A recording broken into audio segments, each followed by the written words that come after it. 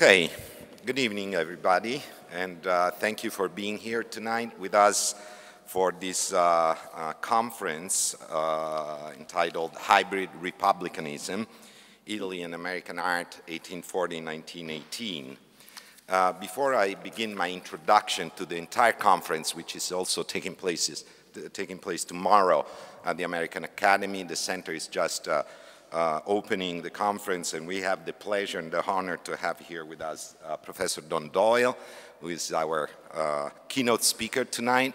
But I'm wearing many hats in a way because I'm also replacing the president of the center, who is in our announcement but couldn't be here tonight with us.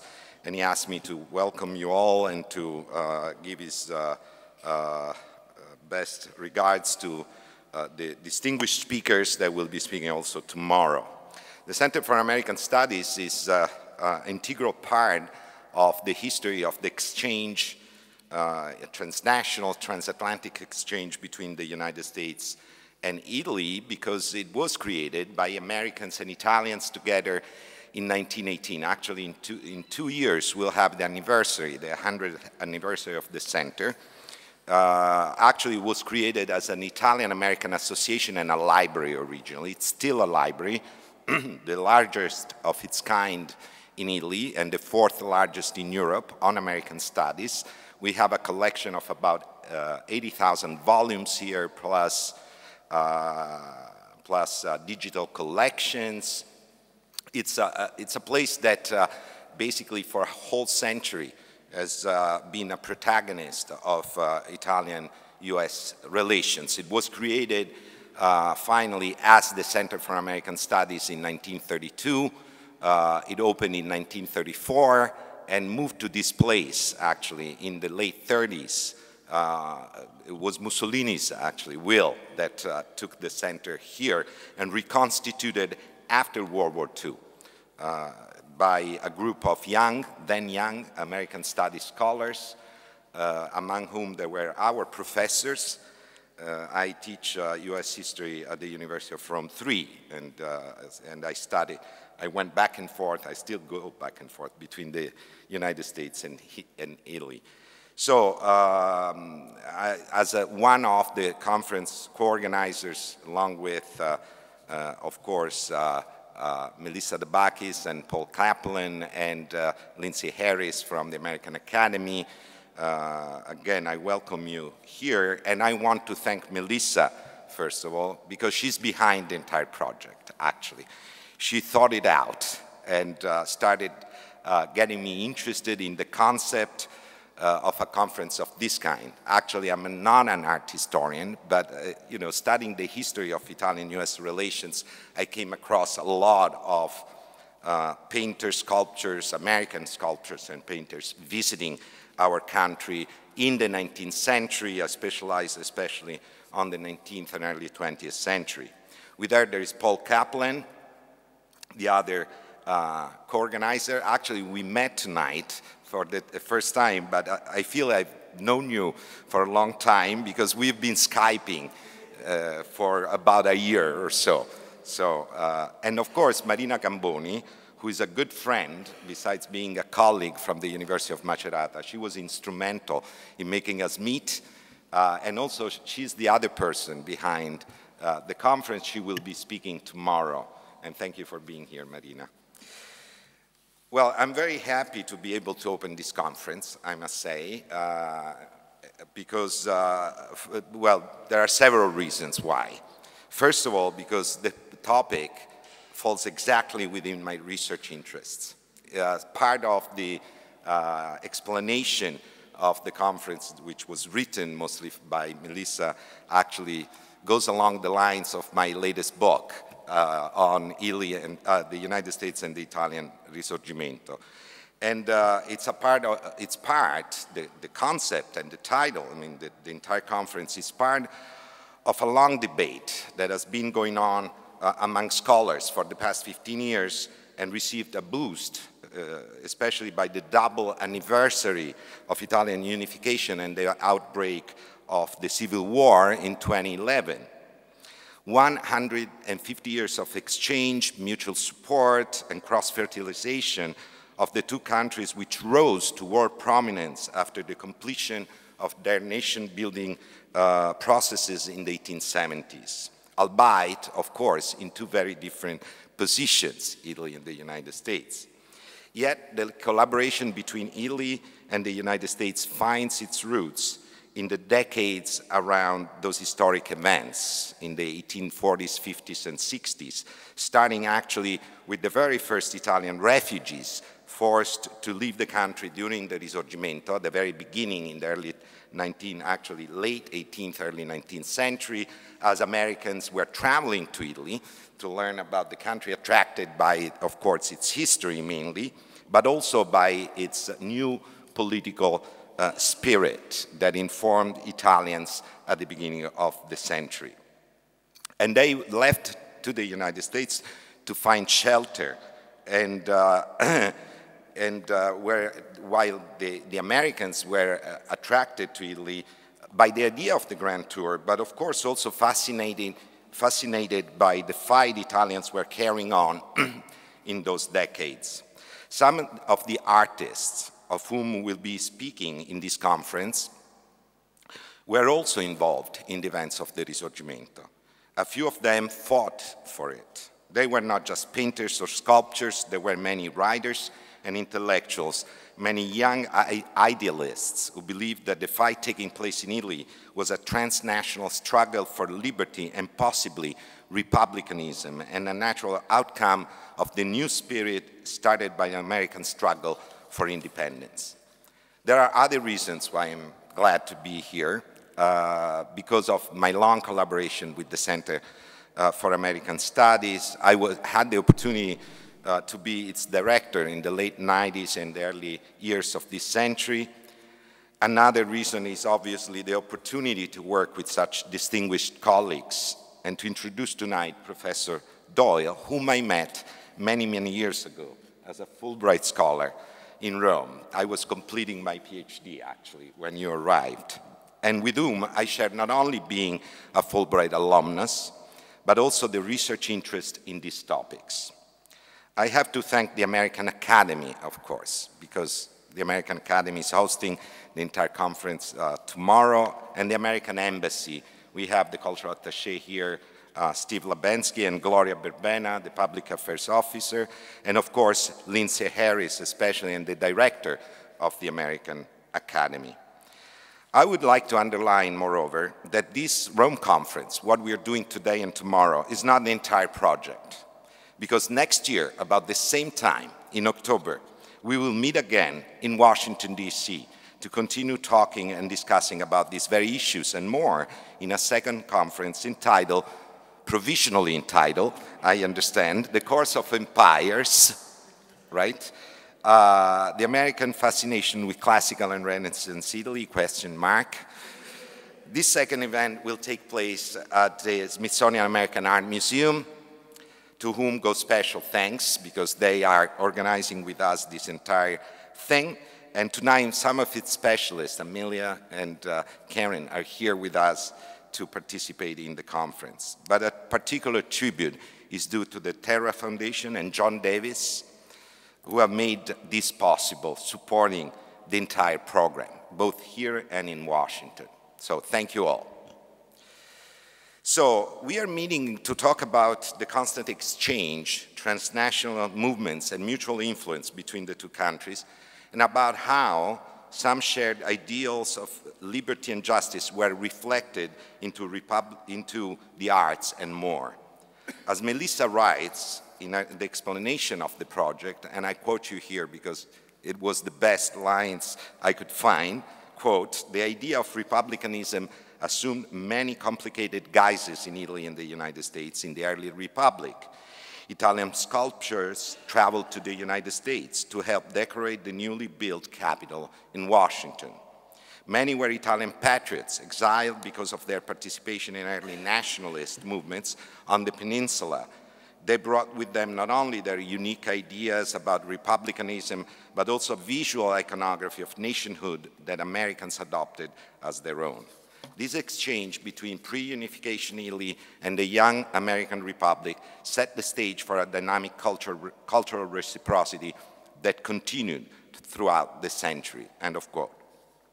The end of the Cold War and the beginning of the new century, with its stream of tragic events, from Kosovo to Afghanistan to 9/11, opened the way for a revision of what until then had been a nation-state-centered history that included the American school of exceptionalism, as well as an unrepentant history of the making of the Italian nation-state that too often discounted altogether the transnational and international factors in the completion of the fights for liberty and the making of the nation.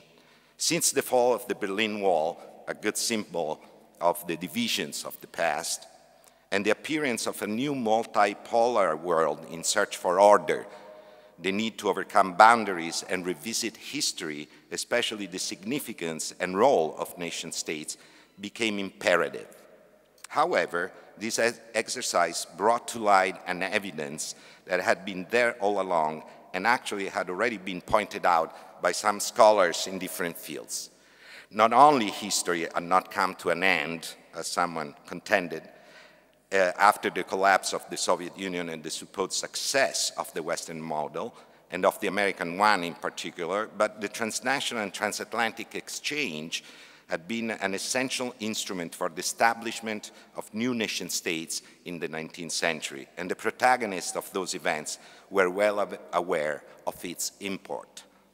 In 2 consecutive years, 2008 and 2009, 2 historians, an American and an Italian, published books that offered a more general readership, a transnational view of the nation-building processes of the 2 countries, proving that the Risorgimento, the American War of Independence, and the Civil War were part of a more general movement of ideas and actions that cut across the Atlantic and were shared by many people, even beyond those geopolitical boundaries. I'm speaking of Thomas Bender's A Nation Among Nations, and Maurizio Isabella's Risorgimento in Exile, Italian Emigres and the Liberal International in the post-Napoleonic era.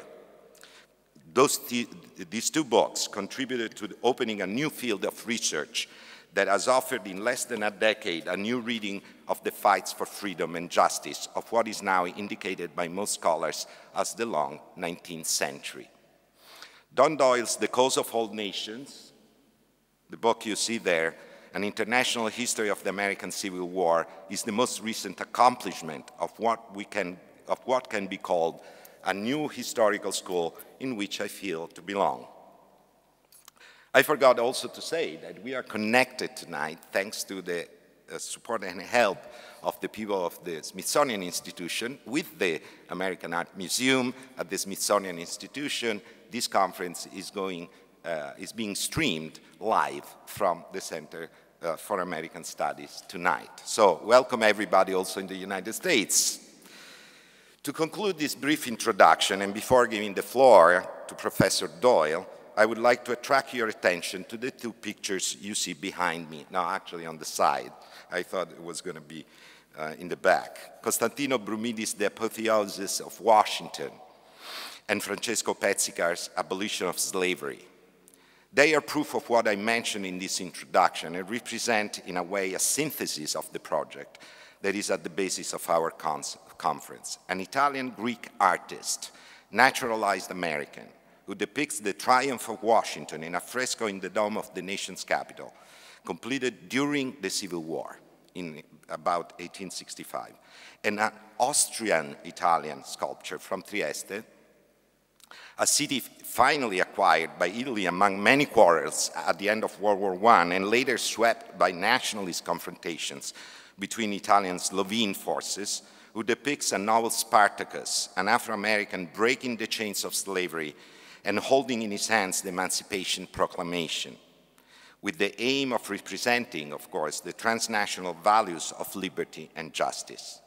The statue was on exhibit at the Philadelphia World Fair in 1876, while Brumidi's work remains the celebration of a time of struggle, of liberal internationalism, and of a hero whom, although a slave owner and an army general, fought for the independence of his country.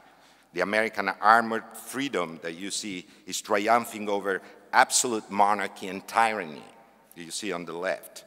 By that time, the struggle for freedom was abating after the completion of the new nation states and a compromise between the more moderate forces of change and the powerful moneyed power, often accompanied by representatives of the old elites.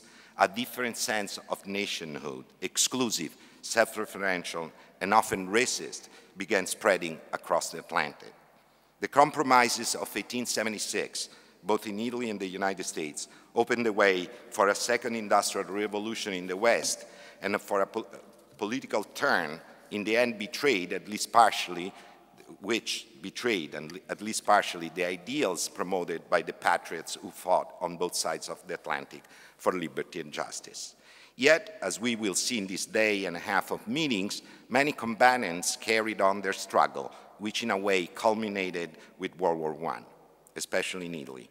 That war sanctioned at the same time the inception of a new world order and the temporary demise of all the old ideals of patriotism, republicanism, and liberty. Fortunately, dreams and values of this kind are hard to die. Mazzini and Cattaneo's ideals still inform, at least in part, Italian republican values, while Emerson and Thoreau's, as well as Margaret Fuller, who participated in the Roman Republic of 1849, and their writings are part and parcel of the American cultural and political tradition. The transnational struggle, the international of liberalism, and the fight for freedom entailed risks that the fighters were ready to take, but that were not necessarily harbingers of change and improvement. Those perils are the topic of our distinguished speaker lecture tonight. And Professor Don Doyle, and now I introduce him, is the McCausland Professor of History at the University of South Carolina and Director of ARENA, the Association for Research on Ethnicity and Nationalisms in America. He was a Fulbright Professor, as I said before, of American History in Rome in 1991, and again of American Studies in Genoa in 1995, and is the author of several essays and books, among which I'd like to cite Nations Divided, America, Italy, and the Southern Question, and Nationalism in the New World, co-edited with Marco Pamplona. The title of his lecture tonight, so I give the floor to Professor Doyle now, is The Republican Experiment, America, Italy, and the Periods of Self-Government. Thank you.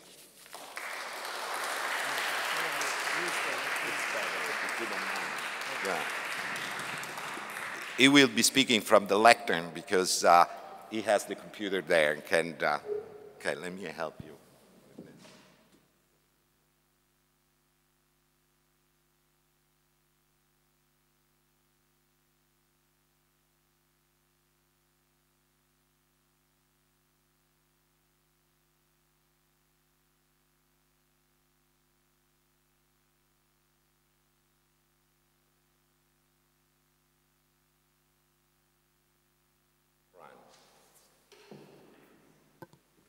Daniele, thank you for that very generous introduction and the wonderful explication of the relationship, the transatlantic relationship between the United States and Italy and the Atlantic world. Thank you also to Melissa Tabakis for helping to organize this, and Paul Kaplan. I'm very pleased to be here. I remember very well coming to Rome 25 years ago, this last January, and seeing young Daniele. We were both younger then. I remember also that I lived for the first month up at the American Academy before I found an apartment right by the Pantheon. It was wonderful. They wanted to rent to foreigners at that time because they wouldn't enforce the tenants' laws and so on. I had the idea that I would be here to teach some at the university, but also to work on a book. I was working on Faulkner and brought over 2 great big boxes of files and books on William Faulkner, and they were sent to the embassy. And Maria Paola Fianni, who met me there and has been so gracious in helping my return this year and earlier in other visits, decided to take me up to the Gianicolo in her little Fiat Spider. And I think we had the boxes on the back, and we zipped through the Piazza Venezia and went on up the hill. That was my early introduction to life in Rome, and I have been in love with Rome and Italy ever since. I have returned periodically, but most memorably in 2001 when I proposed at the fountain in the Piazza della Rotonda in front of the Pantheon to my wife Marjorie. We returned to Rome. We have a special affection for this, always standing in the same place, and I propose again. And thank you, she always answers yes, so we're very happy to be here again. Thank you to everyone in the U.S. Embassy who helped sponsor my visit. I'm very delighted to be here. Now, let me take you to a moment about 155 years ago now in the spring of 1861. Between his election in November 1860 and his inauguration 4 months later, in those days it used to be in March that you would be inaugurated, hundreds of messages poured in from the nations of the world congratulating Abraham Lincoln. But among them was a letter from the oldest republic in the world, the most serene, La Serenissima Republic of San Marino, addressed to the leader of the least serene nation in the world that spring of 1861. Perched high in the Apennine Mountains on the Adriatic side of the Italian peninsula, San Marino occupies about 24 square miles of rock-bound territory containing about 1,000 families at the time, most of them clustered inside the city walls. It originated in 301 AD and was founded by a man named Marinus. He was a Christian. He had fled the Romans and found exile in San Marino, and they formed a kind of Christian Maroon, if you will, up in the mountains. It was governed since 1300 by an elected body, the Captain Regents. And from 1600 to this day, they are ruled by the same written constitution that was promulgated in 1600. This brave mountain enclave resisted conquest by aggressive neighbors. The Duke of Urbino to the south, the Pope in Rome to the west, invading French armies under Napoleon I in 1801. But San Marino's more recent troubles went back to 1849 when it offered asylum to Giuseppe Garibaldi after the fall of the Republic of Rome, when he led his forces out, Anita by his side, making their way across the mountains. They sought refuge in this republic, this enclave, this asylum. He, with his army of red shirts, were fleeing from the French and Austrian and papal forces of Catholic Europe after the fall of the revolutionary Republic of Rome. Pope Pius IX controlled the papal states that surrounded the San Marino, and the Austrian Empire controlled Venice to the north. To the Pope and the Habsburgs, Garibaldi and the Red Republicans, as they were known, were akin to revolutionary terrorists. Somehow, Garibaldi escaped from San Marino, made his way down to the coast, and left behind Austrian soldiers kicking down doors in San Marino, searching for him. By 1861, the Austrians still controlled Venice, but the realm of the papal states had shrunk to the area immediately surrounding Rome. The previous year, Garibaldi and his red shirts conquered much of the area to the south of San Marino in the name of King Victor Emmanuel II. San Marino in 1861 was now surrounded by the newly united Kingdom of Italy that had proclaimed its existence at exactly the time that the United States was falling apart in March of 1861. The Captain Regents of San Marino were concerned about their future, surrounded by this newly united nation, determined to unite all of the Italian peninsula. And they reached out to their sister republic across the Atlantic to propose an alliance with the United States between fellow Republicans in a perilous world. The letter began in imperfect but very clear English.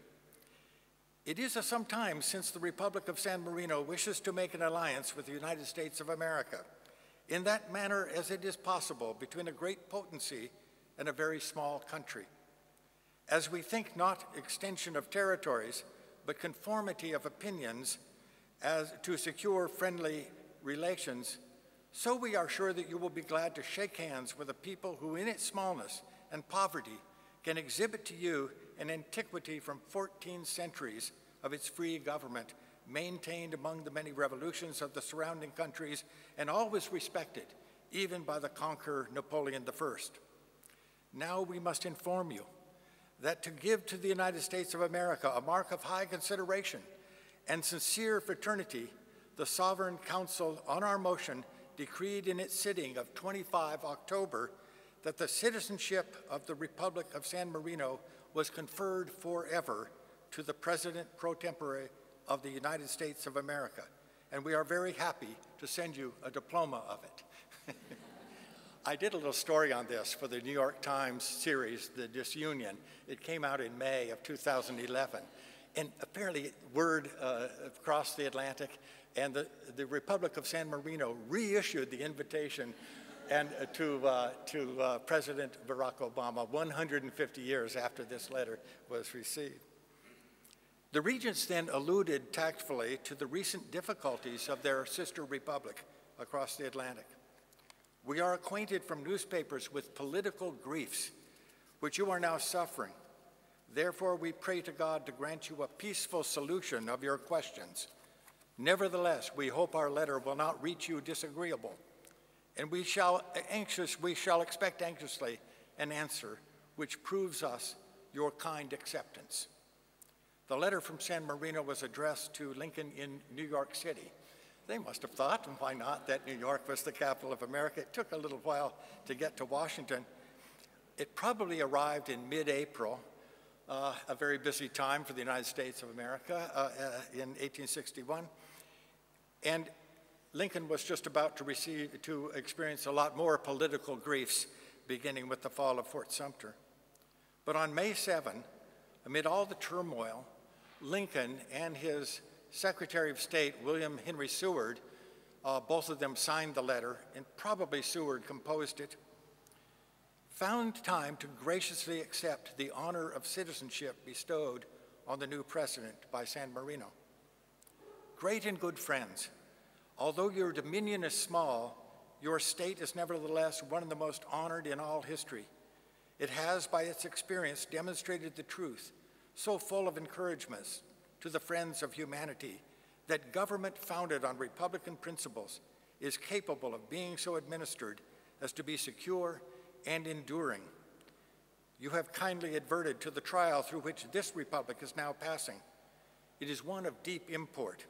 It involves the question whether a republic, a representative republic, extended and aggrandized to so much as to be safe from foreign enemies, can save itself from the dangers of domestic faction. I have faith in good result. Not many people had faith in good result that spring of secession and civil war. Conservatives in Europe received the news of the debacle in the so-called Great Republic, as its admirers called it, with unbridled glee. And they leaped at the opportunity to pronounce the ignoble end of the entire Republican experiment. That experiment that had been born in violence in the French Revolution of 1789. Elsewhere, and in all of history, skeptics believed that experiments in self-rule or popular government ended in anarchy or despotism. Democratic forms of government, they believed, were inherently weak and tentative and fragile, and especially prone to self-destruction under the strains of war.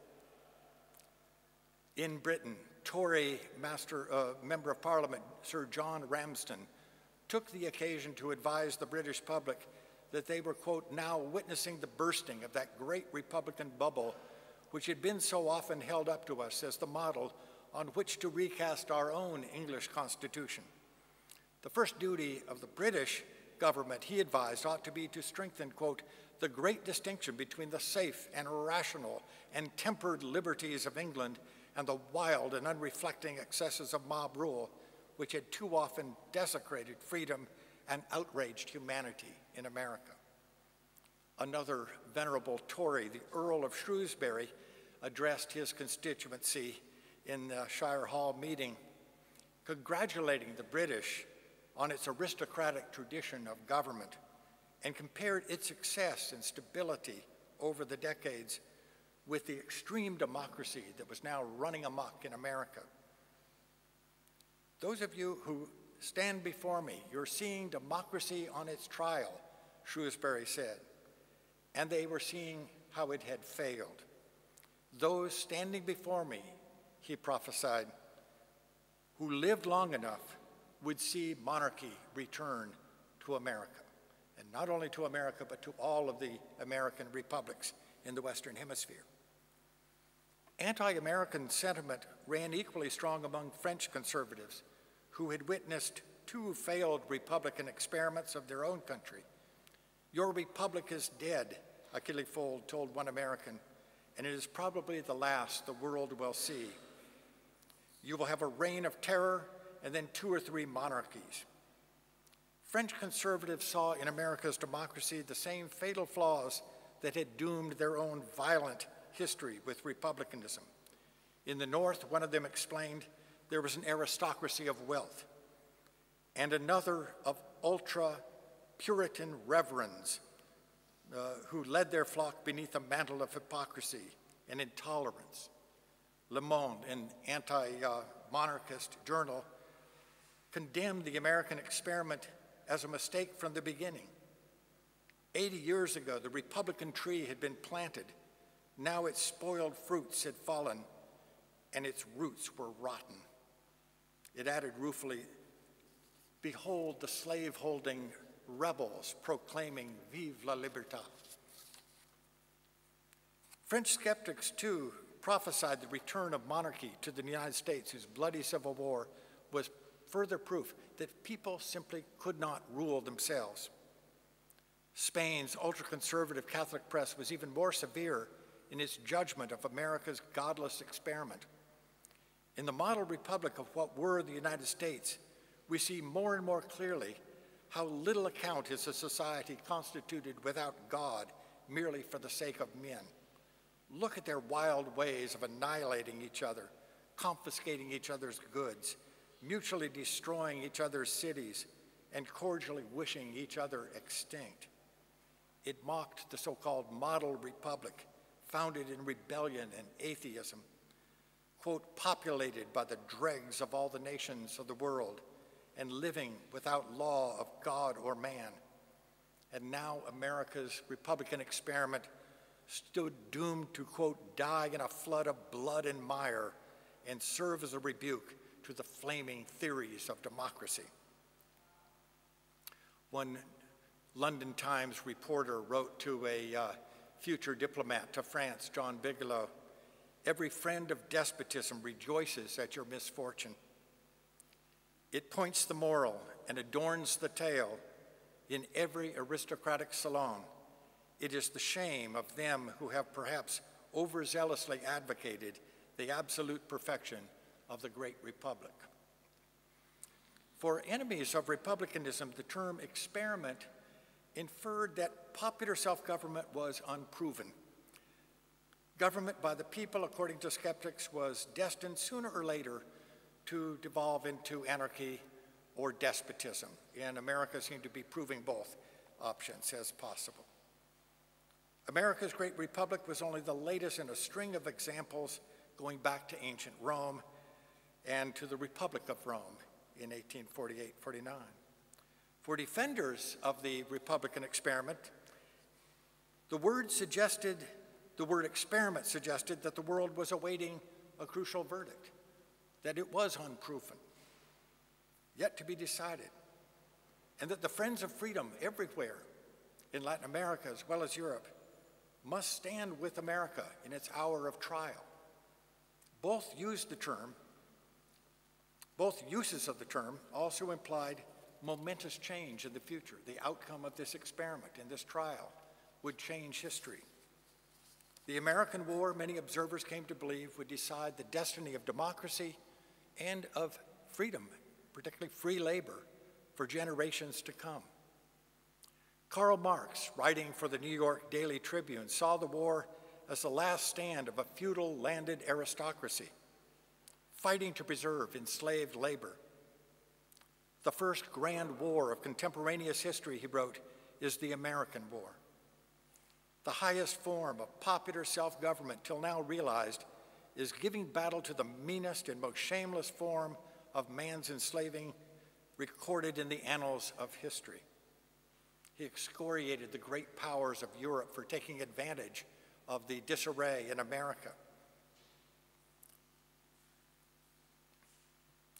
French Republicans and abolitionists joined their voices to those supporting the Union, often at great peril, because the censorship under Napoleon III's regime really punished people who spoke openly in favor of republicanism, in France at least.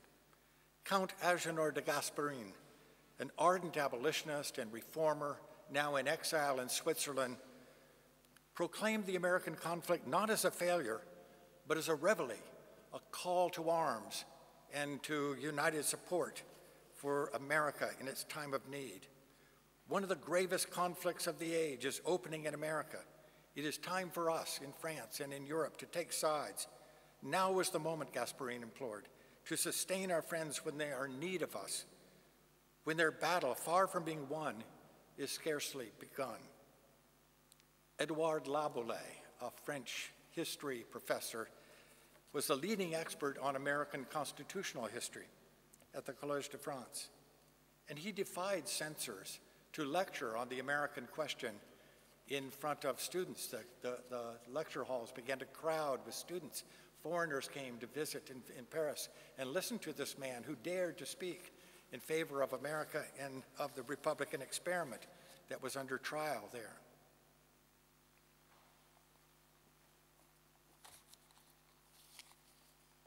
He also reminded the French of their abiding bond between America and France, that France had attended the birth of the Great Republic in 1778. The world is a solidarity, Laboulaye wrote, and the cause of America is the cause of liberty. So long as there shall be across the Atlantic a society of 30 millions of men living happily and peacefully under a government of their choice, with laws made by themselves, liberty will cast her rays over Europe like an illuminating pharos. But should liberty become eclipsed in the New World, it would become night in Europe. This is the man who, after the Civil War, by the way, devised the idea of a monument to the Franco-American friendship that would become known as the Statue of Liberty. But it was liberty enlightening the world, the rays from its crown going to the 7 continents of the world. The European understanding of the American contest as a clash of political ideologies originated with conservatives who were pointing to the failure of self-rule in America, who delighted in the denouement of the democratic experiment throughout the Atlantic world. But after first refusing this idea, liberal supporters of the Union began to embrace it. Politicians, intellectuals, journalists, reformers, all came to see the American contest as something more than just a civil war. This was an epic battle between the forces of liberty, equality, and self-government on one side against those of aristocracy, monarchy, slavery, and repression on the other. Democracy was on trial, and the verdict would decide the fate of human government for generations to come.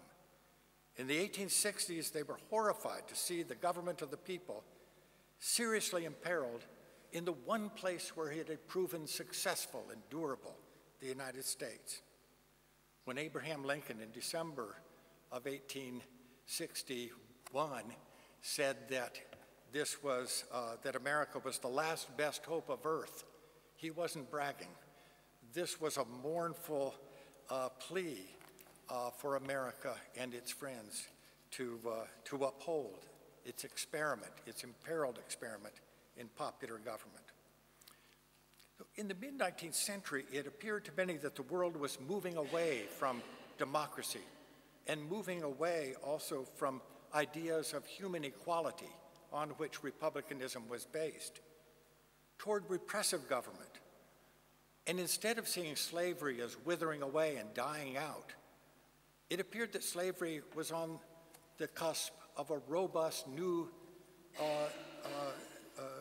reinvigorated and expanded existence.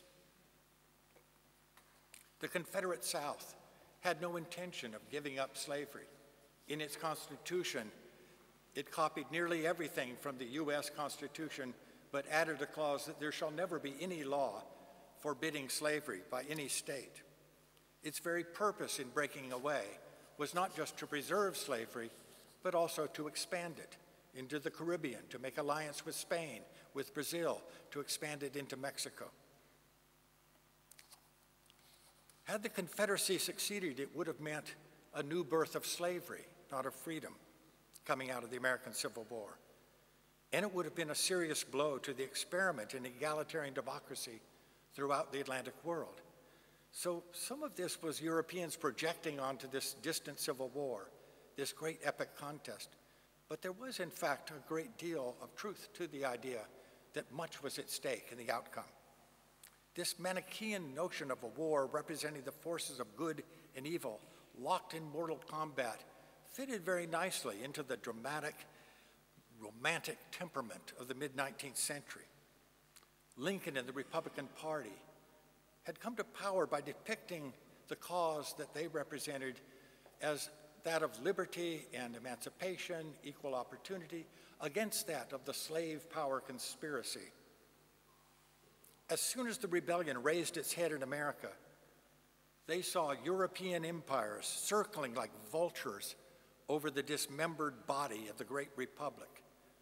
The Spanish Empire swooped into the feeble Dominican Republic in March, at the end of March, 1861, before the Civil War had even begun, to take back this former colony into the Spanish Empire, and some thought to reintroduce slavery there.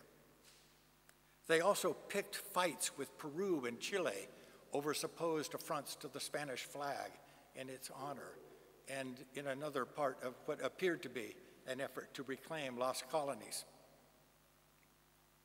The British Empire, jealous of its Canadian possessions, nearly went to war with the United States in December of 1861, again over some affront to the British flag in the Trent Affair.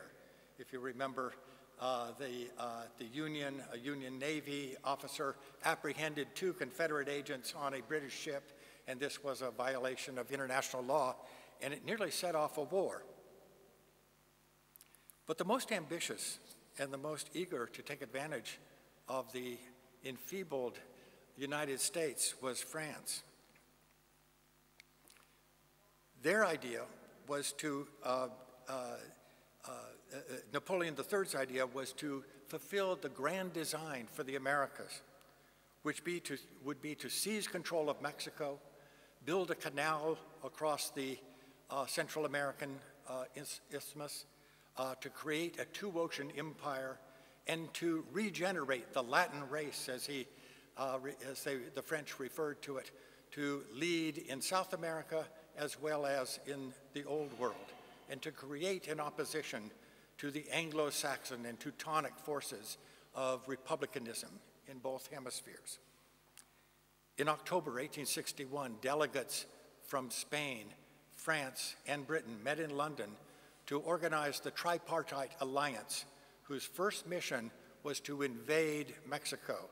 The invasion began at the end of 1861, and in January, the Allied forces of these European powers were marching toward Puebla. Spain and Britain withdrew from this alliance just before Cinco de Mayo of 1862, when the French met a great setback.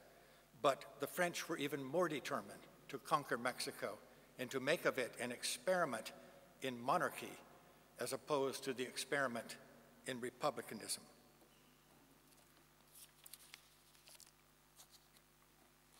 America's Civil War took place in an era of mass circulation newspapers, connected by telegraphs that, at least across continents in North America and Europe, spread news as quickly as telegraph operators could tap it out. This was the internet of its day, and really much more revolutionary in the changes that it brought than our own internet. Rapid dispersion of news, cheap production of journals of all kinds, daily and weekly journals. Literacy was growing, and if you couldn't read, you could hear what other people read. The news spread quickly. And though the transatlantic cable would not be completed successfully until 1866, fast steam-driven mail carriers could get the news across the Atlantic in 10 or 11 days. This opened brand new opportunities for, let's not call it propaganda, but public diplomacy, shaping the message to the foreign public to influence foreign policy abroad. And it opened up a whole new level of warfare, if you will, in what today we would call public diplomacy, influencing the public to influence foreign policy. This was a war of ideology and ink that took place in the marbled courts of power of Europe beyond the war of blood and bullets taking place back in the battlefields at home. Now, this is a gathering of art historians, and I thought, though I will not pose as an art historian, that I would share with you some of the visual efforts to try to capture this kind of Manichaean contest between good and evil as captured in allegorical prints that were published very quickly at the beginning and during the war. And I'll just briefly describe some of these. Let's see.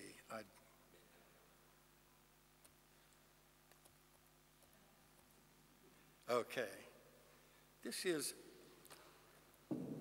Morris Trouble, published in Philadelphia, 1861. I use this in one of the front pieces of the book, and it's a wonderful depiction. This is a German immigrant, one of the 48ers who came over after the Revolution of 1848. Now, for reasons probably you know better than I do, much of the engraving and artistry in lithographs and engraving was being done by German immigrants at this time.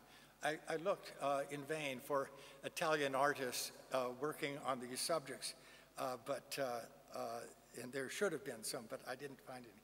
But look at the imagery here. This is on top, of course, borne by this American eagle, is liberty, humanitas, Christ, justice, and then the founding fathers. If you look closely, you can find Benjamin Franklin, George Washington, Thomas Jefferson, leading with the American flag, and liberty dressed with a kind of Indian-style headdress rather than with the usual Phrygian cap that is depicted on liberty in the Old World. Down below is the King Cotton, a monarch, a crocodile, reptilian figure sitting on a bale of cotton, and the enslaved below in this netherworld, miserable in this dark world with a pillar of fire behind him.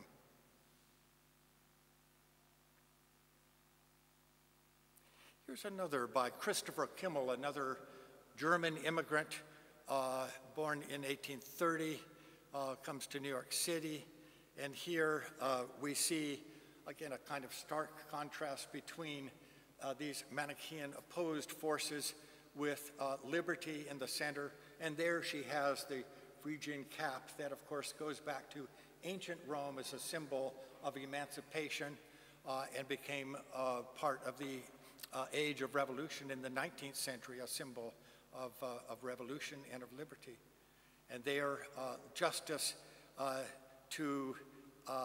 the left side to liberty's right with her scale and sword, glowering at Jefferson Davis, the serpent up the palm tree, which I suppose represents South Carolina, people scooping up money on the southern side, and Lincoln addressing the northern philanthropists who are giving their money and supporting the cause of union.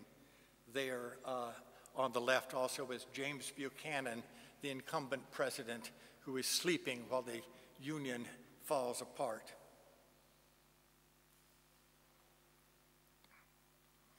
Here's some of the more popular art that was used to recruit soldiers. I learned in my study of the foreign influence on the American Civil War that over 40% of the Union Army, more than 2 million men were in arms for the Union. 42% of them, I estimate, were immigrants or the children of immigrants, the sons of immigrants.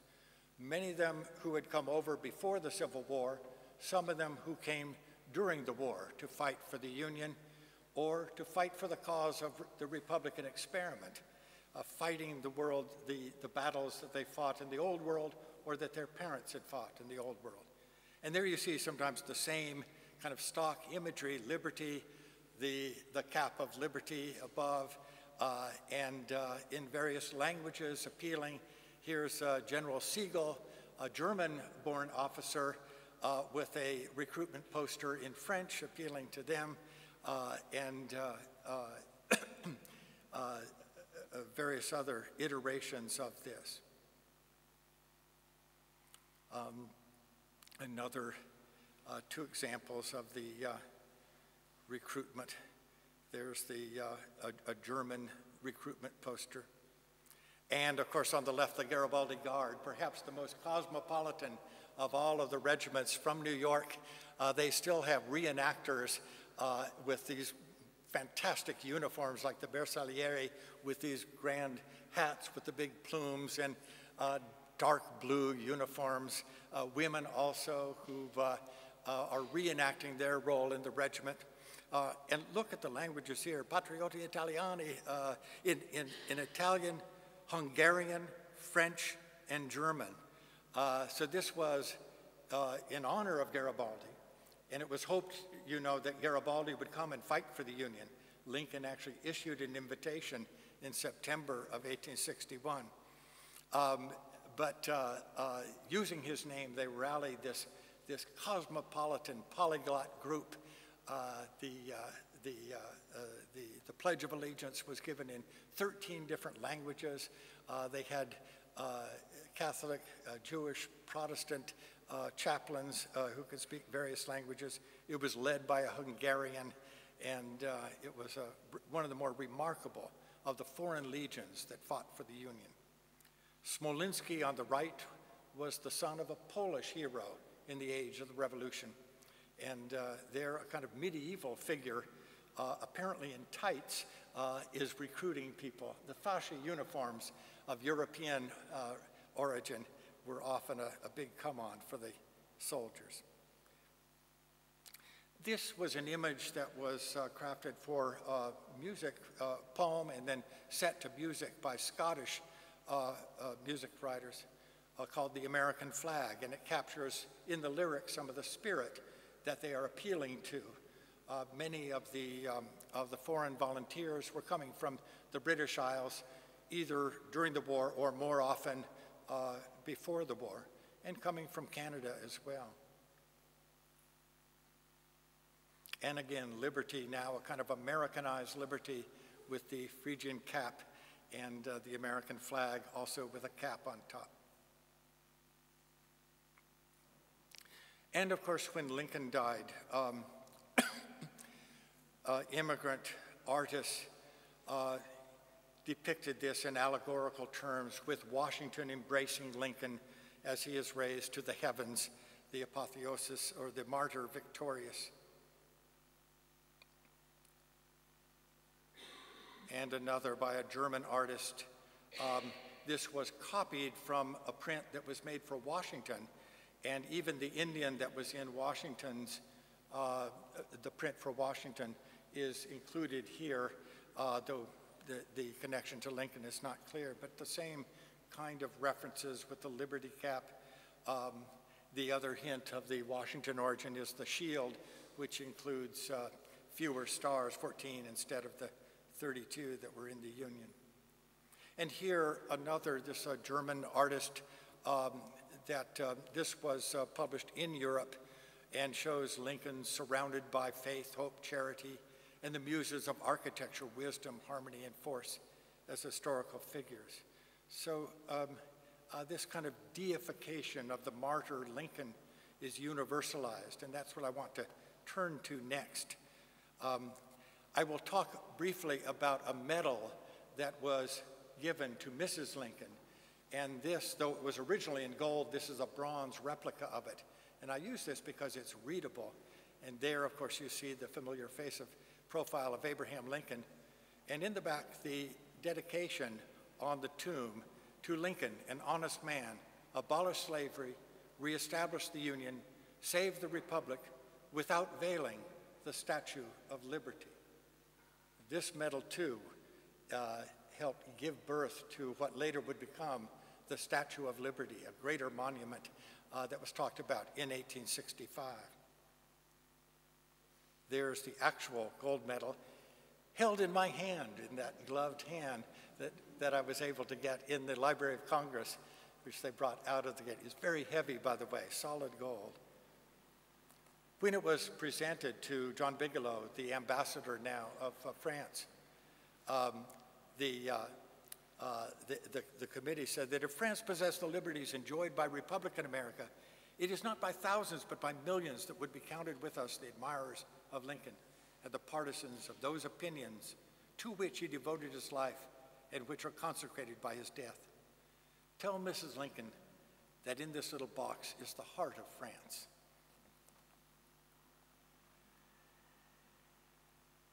And finally, as I've been referring to, we don't think of this as a monument to the Civil War, but it was. It originated in that summer of 1865 when Laboulaye and a young artist from Alsace, from Auguste Bartholdi, met over dinner and were talking about, with other liberals in France, the idea of a monument to this friendship, to these ideals, not based on national interest, but on ideals, shared ideals of republicanism.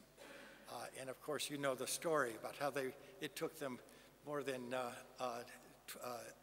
20 years to get this launched, or erected. But all this time, even under the censorship in France, this idea was born. And there the statue is raising above the streets of Paris in the 1870s. Okay, now return to Lincoln's assassination. The news of this assassination spread very quickly around the world. It happened on August 15th. It flashed across the land up to Halifax in Canada, and then by sea across the ocean in 11 days, arriving in Ireland. It went from Ireland to London, and then went across all of the continent. So within days, every major city and soon small towns in Europe knew about the assassination. It traveled more slowly down into South America, into the Caribbean within a few days. It wasn't learned about in Chile and Peru until sometime in late May or early June.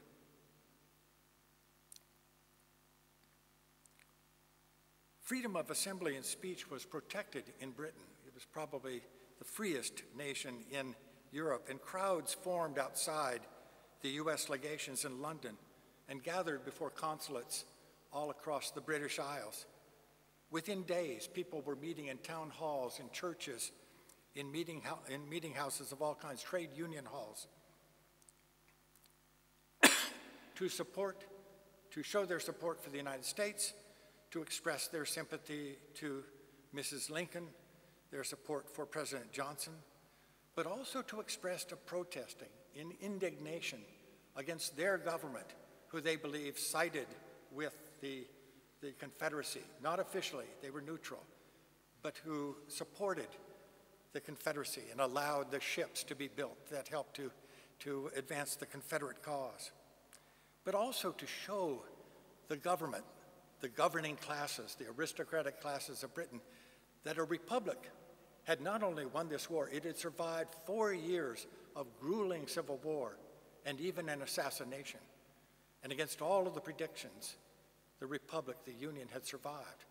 and the Constitution. The assassinated president was replaced by the vice president, and the government, instead of falling into a total revolutionary environment, survived. Leaders of both parties and Queen Victoria publicly expressed their remorse over Lincoln's death. And members of the press who had ridiculed Lincoln as an American rustic, proof that this is what you get in a democracy, that this mobocracy has now elected this nobody from the prairies of Illinois, this someone that they thought was totally unsuited for the presidency. We still have these doubts about the democratic process in America and abroad, believe me, especially in this season of our presidential election.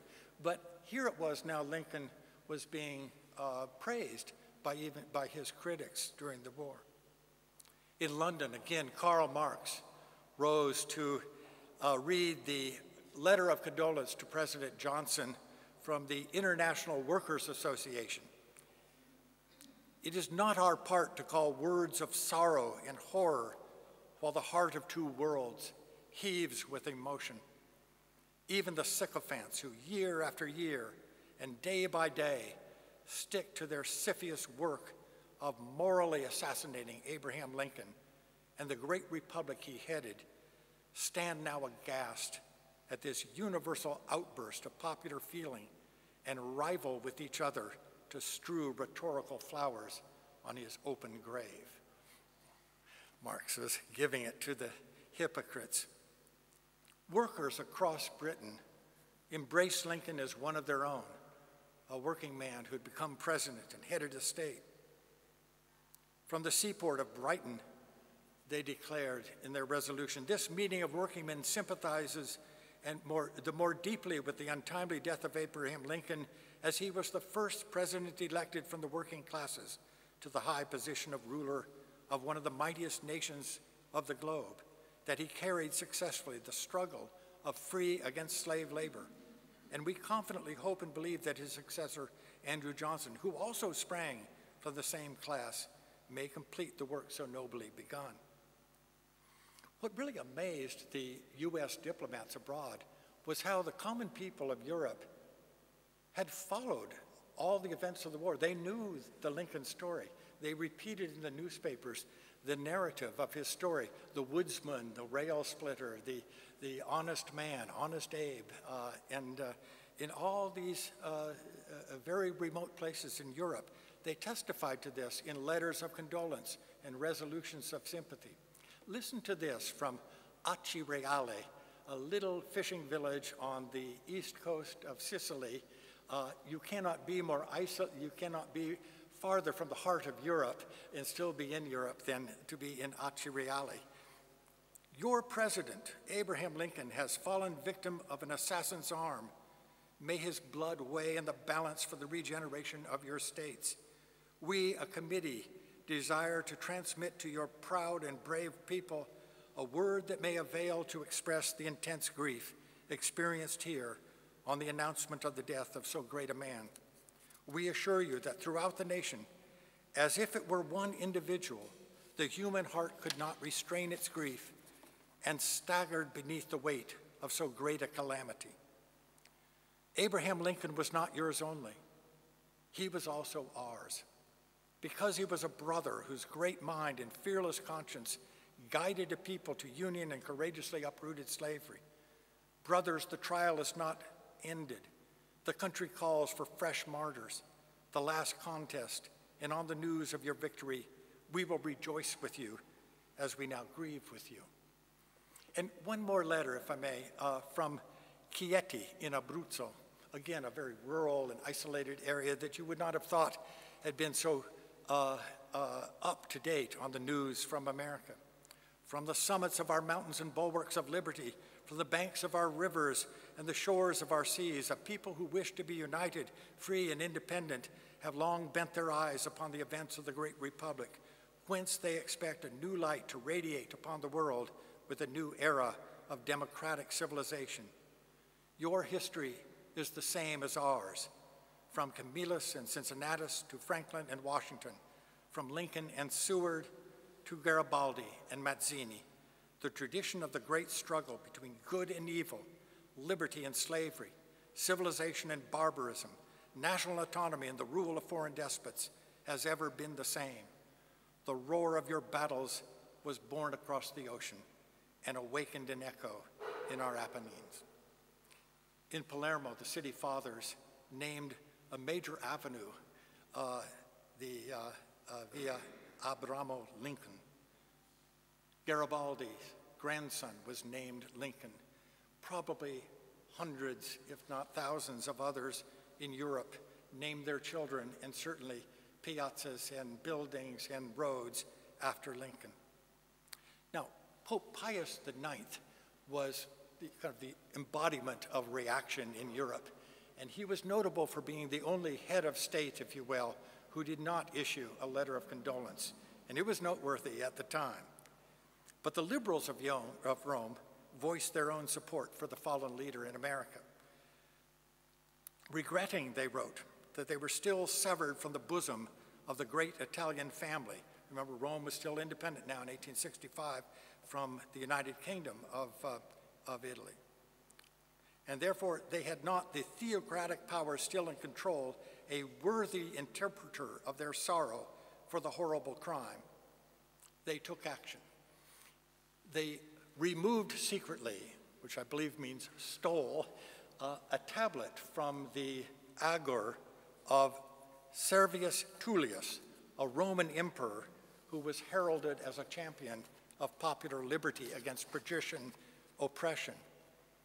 And they inscribed on this tablet the following inscription in Latin, which was translated to English as, "The citizens of Rome dedicate to Abraham Lincoln, President of the United States, this stone from the agor of Servius Tullius, that memory of these champions of liberty may be passed on, united to posterity." They delivered the stone to the consul in Rome, who then delivered it to Livorno, where it was put on a British ship and sent over to Andrew Johnson. I discovered the letter that attended this stone in the Museum of the Risorgimento just the other day, all printed out with the inscription explaining what it meant to President Johnson once it was translated, I suppose. But the ship, the British ship that was sent over, shipwrecked in the Bermudas, and the tablet lay on the beach for over a year. Finally, it was recovered and sent to the White House, but by this time, Andrew Johnson was in the midst of an impeachment, a trial, and the tablet was virtually lost. Finally recovered, it made its way to Springfield and is now placed on the tomb of Lincoln with an English translation in stone also. 2 nights after the news arrived of Lincoln's death, it shook Paris too. And in Paris now, under the Second Empire, people were not free to meet, to gather, to express themselves politically. Edward Laboulaye was scheduled to give a lecture on Benjamin Franklin that night, April 28th. He was very sick. He pulled himself from bed and came over, and of course, the lecture soon turned into a eulogy for Lincoln. "Never in my life as a professor have my words awakened so much sympathy," he wrote to Bigelow, the ambassador. 3 times in succession, the hall applauded with an enthusiasm which was not for the speaker, but for the noble victim of the cowardly assassin. "You ought to see how great the emotion is in Paris, far greater than I supposed." Bigelow was about to find that out for himself. After the lecture, the students poured out and by previous agreement gathered in the Latin Quarter by Pont Saint-Michel. And there they planned 3,000 of them to march out along the Champs-Élysées to Bigelow's house to present an address to him. Now imagine a large crowd, let's not call it a mob, of students in Paris coming to an American ambassador's house, angry and in protest, there to praise America's fallen leader. The police came out into the crowd, swords drawn, arresting students, breaking up the crowd. Some of them broke away and went through the back streets of the city, running, dodging the police. They made their way out by the Arc of Triumph, about 3 miles, and there found a police cordon through which they broke through and came into the astonished ambassador's home. And there, one boy pulled out of his coat pocket an address expressing their sympathy for the United States and for the Republican experiment. The whole address could not be published in France because it was censored, because it included a rebuke to the existing government. I had no idea that Mr. Lincoln had such a hold upon the heart of the young gentlemen of France, Bigelow wrote to Seward that night. No one had any idea until that night, until that moment, when these hundreds of letters came out of small villages, out of workers' groups, out of student groups, and were sent to U.S. legations around the world. Bigelow suggested the idea of gathering them, translating them, publishing them. They became part of the annual diplomatic correspondence in 1866, and again an expanded version in 1867. Copies of this book were sent to every government in the world, as though to show them, here's what your people think, not just about the United States, but about this Republican experiment.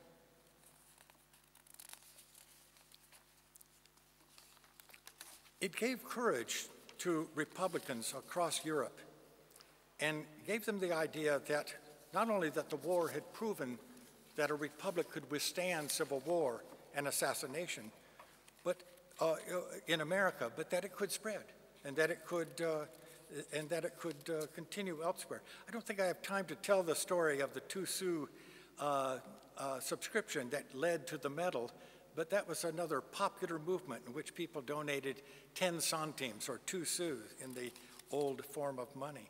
And it became also a kind of diplomatic affray in which the government confiscated the money and tried to suppress the subscription. And the French democracy, as they called themselves, led by Victor Hugo and some of the other leading liberals of the day, took on the subscription and delivered the medal to Bigelow and then to Mrs. Lincoln. The Union's improbable victory astonished the governing classes of Europe, and it emboldened Republicans and reformers everywhere. English radical Edward Beasley said, "Under a strain such as no aristocracy, no monarchy, no empire could have supported, the Republican institutions have stood firm, and it is we who now call upon the privileged classes to mark the result." And mark it they did. Spain withdrew from Santo Domingo, and with the help of the United States made peace with Peru and Chile. Britain set up Canada as a self-governing dominion and effectively withdrew from the Western Hemisphere. Russia sold Alaska and disappeared and gave up its claims on going all the way down to California. And most famously, the French. In early 1866, Napoleon III announced that the civilizing mission of the French in Mexico was over. They called the troops back, and in June 1867, Maximilian was left to face a Mexican firing squad on his own.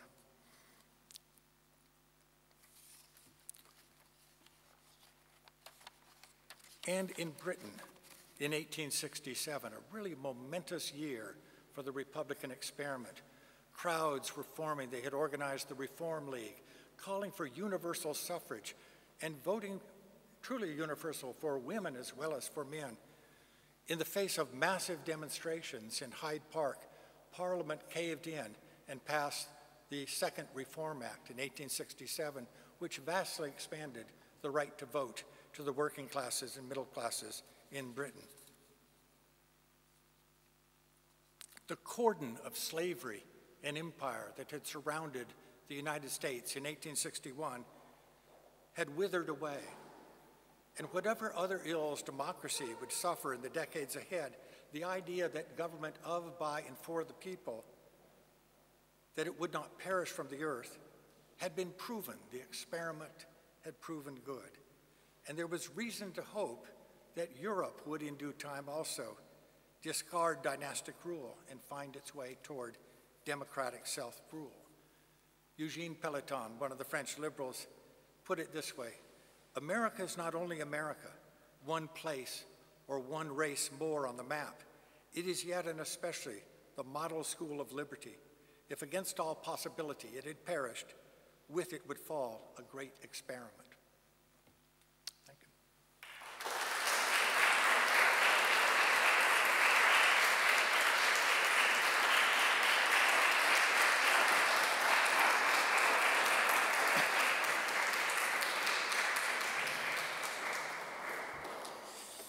Well, thank you, Don, for such an interesting and enlightening opening and context of what will be developed tomorrow, more about the arts and about artists. And this is the context they moved in. I have actually several questions, but I will keep silent. Are there questions? We can talk more about it. Yeah, of course. Are there questions or remarks or comments? We have some time still to go, and then there is a little reception offered by the Center for American Studies. Shall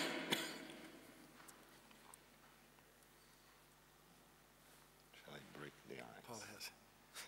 Paul has a Oh, question. Paul, okay. The acoustic is not very good here. Grazie.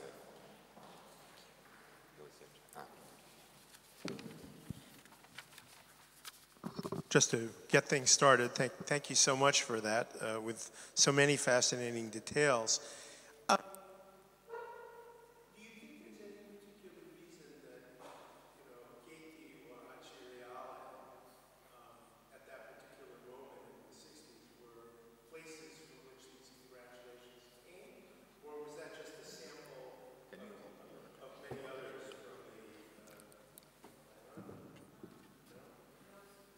No, it's on, it's on. My question was, do you think it was particularly significant that these expressions of grief and so on came from the Mezzogiorno at that point, or were they simply samples of things from all over the peninsula? They were particularly eloquent samples, but there were several hundred letters from Italy, and there are about 1,000 letters in resolutions that were collected and translated and published. About 40% of them come from the British Isles and British possessions overseas. So in continental Europe, it kind of goes down from France, and then Italy and Switzerland was a stronghold, of course, the only major republic in Europe. And so that there were, I forget how many hundred from Italy, but in those letters that I wrote, that was a committee, so you might have 30 signatures below. And so this represents tens of thousands of people. I think of these letters as a kind of public opinion poll. Now, obviously, it's biased, but it's pro-Republican. You don't write a letter of condolence to someone who represents an ideology that you want to denounce. But although there was some of that from heads of state who had no use for Lincoln's ideology but were showing respect. But these popular manifestations, I think, they came from everywhere, and they're fascinating. And from, I think they wanted to make a point of showing how the people felt, unfiltered by newspapers, by politicians, by government censors. So it's really a remarkable document, this book. Anything else? Actually, well, let me say just one thing about republicanism, because, I mean, from what you're saying, basically, and which is quite true, I mean, the 1860s is a time of radical republicanism also. And not only in the United States, thinking of the Reconstruction, well, the Civil War first, but also the radical Reconstruction, but also in Europe. I mean, there are still, you know, the forces of the old Republican ideal that was born not only in the American Revolution, but also in the French one, that somehow lost momentum. Yes. I mean, they developed very much in the 50s and 60s, and then, you know, they lost stamina somehow. Yeah. And this affected, in a way, didn't it, the development of American republicanism and democracy. Yes. I mean, do you agree with this? And do you have any idea of the perception back in Europe of this setback, let's say, I mean, the election of Hayes in 1876 was a setback. Yes. I'm actually working on a sequel in which I want to read the foreign response to this experiment in Reconstruction. I think most American historians look at Reconstruction as a valiant try, but a failure. I think that if we see it instead as in the context of these various events that it helped to set off, the withdrawal of empires from the Western Hemisphere, the defeat, you know, I didn't mention it, but in Spain in 1868, a Republican revolution is successful. In Cuba, simultaneously, Republicans proclaim independence for Cuba and freedom to the slaves. Spain answers with its own emancipation law, gradual and slow, but nonetheless, slavery in 1870 in Spain is put on the road to extinction. Brazil, the next year, follows. And Brazil, one of the senators there, I quote, says, "So long as the United States had slavery, we were protected. Now, the United States has ended slavery. Now, Spain has ended, we're the last ones." And he said, "We don't need a civil war to end slavery. The world laughing at us is enough. The scorn of all nations is enough." And so they didn't end it completely until 1888, and Cuba met Spain in 1886. But it was put on the road to extinction before then. So it was I think that the post-war impact of the Union victory, the victory of republicanism, not just was quite sensational and reinvigorating. But you're asking about the failure or the end of Reconstruction in the 1870s, and I think we're seeing a turn at that time in the international Republican spirit, the rise of a new kind of imperialism in Asia, eventually into Africa, the Middle East, and the rise also of scientific racism, which was a powerful antidote or a counter message to egalitarian ideas. And this begins to take hold during the Civil War. Arthur Gobineau, the Confederacy is beginning to embrace and cultivate these racial ideas, but it doesn't really percolate up, if you will, into the government and into these imperialist adventures until later in the 19th century. So there's a turn to the right. I think you're correct. Thank you. Anybody else? Yes, Leonardo. The mic is there.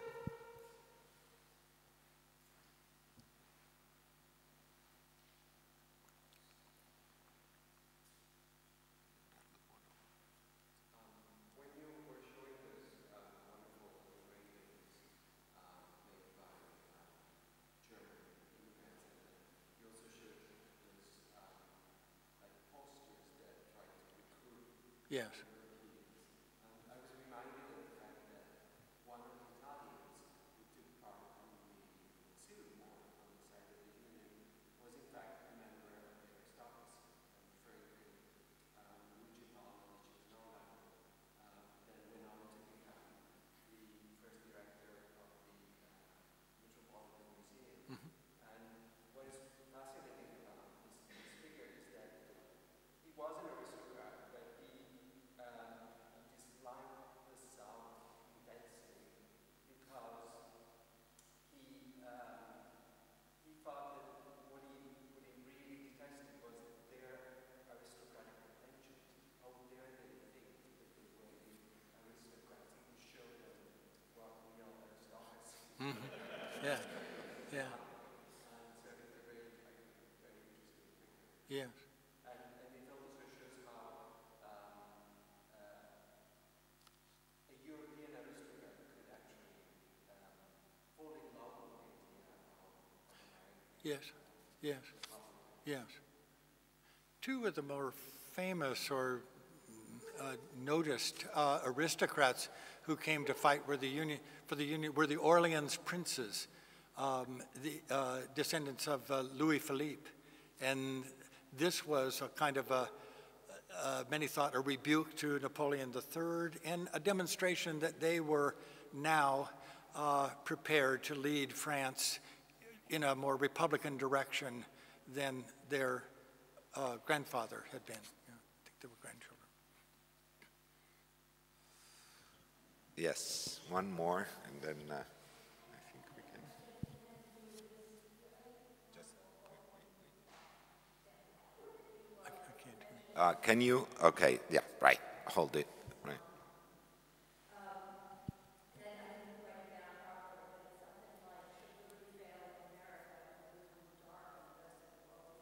Yes, La Boulaye.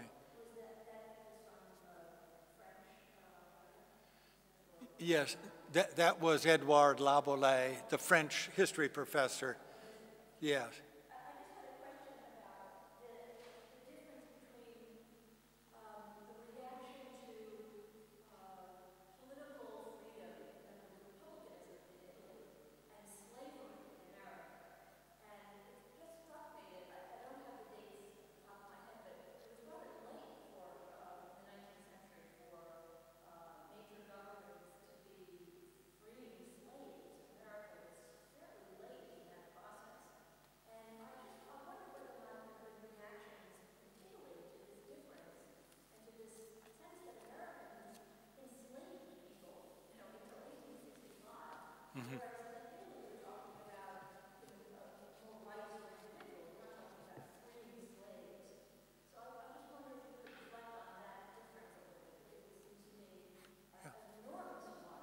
Yes.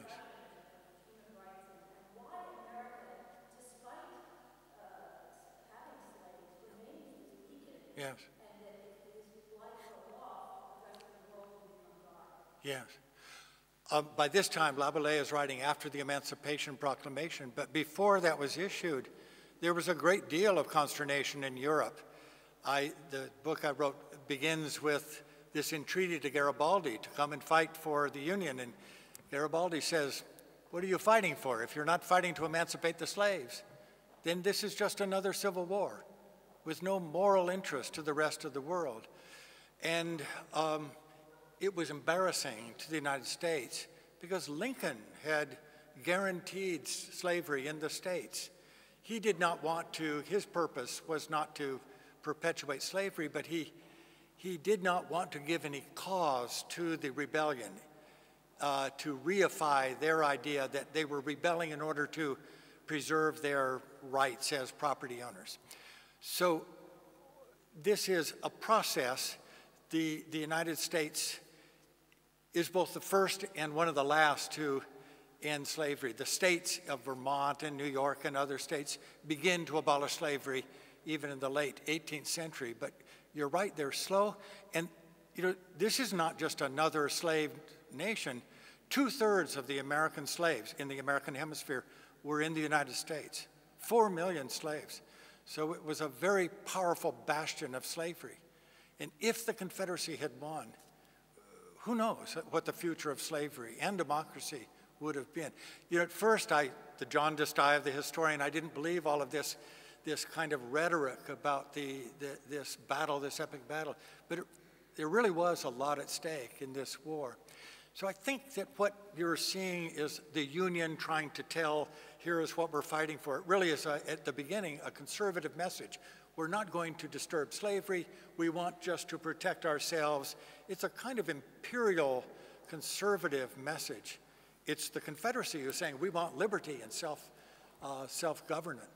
So they found a way, partly by listening to European voices, including Garibaldi's, and saying, no, we're on the side of liberty, of liberty, not just for slaves, but for the people. And so, it's a public diplomacy, it's a soft power war. And I think that's the gravitation of Lincoln to the Emancipation Proclamation is not just his moral awakening. He always hated slavery. And it's not just the politics of the slave states and the border states. It's the international world.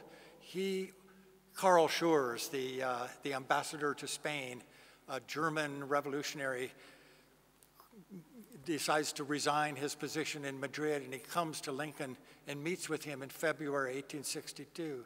And he says, the governments want us to fail. The people will support us if we make this a war for Republican institutions and against slavery. Why do they want to support a war whose purpose is to maintain slavery and to restore the Union as it was? And Lincoln says, I understand. No one will side with a war against slavery or with the rebels to preserve slavery, to rescue slavery. But he said, I'm not there yet. The people are not with me yet. I want you to go out and criticize this and tell the others to criticize. Lincoln was a master at this kind of public diplomacy and public relations. I need the public to be aroused in favor of a war for abolition. And then it came.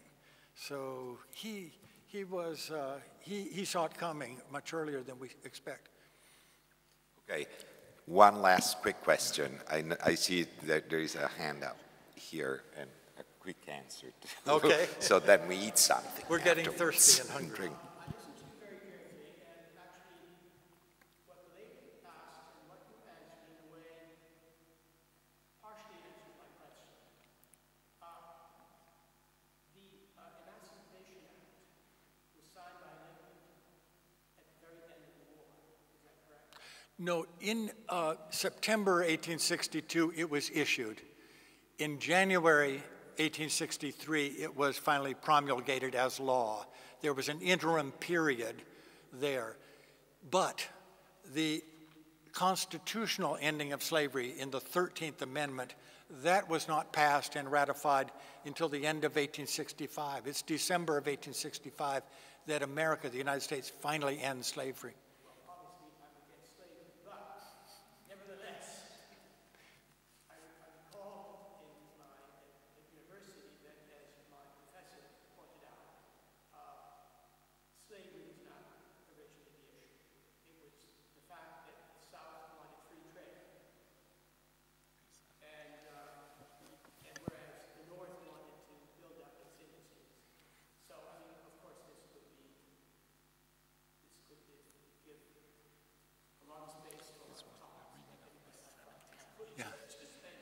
This was exactly what the South wanted the world to believe. It's not about slavery, it's about free trade. We want to, by this time in March, the Union had raised the tariff to pay for the war, and the Confederacy, this was a gift to the Confederacy, and they said, look, we're not going to charge it, we're not going to impose a tariff, you'll have free access to cotton, and we are, again, it's a liberal message, free trade and self-government.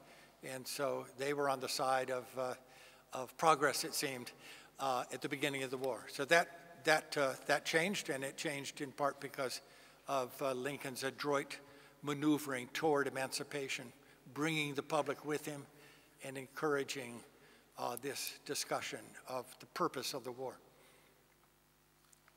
Well, thank you. Now, the time is late.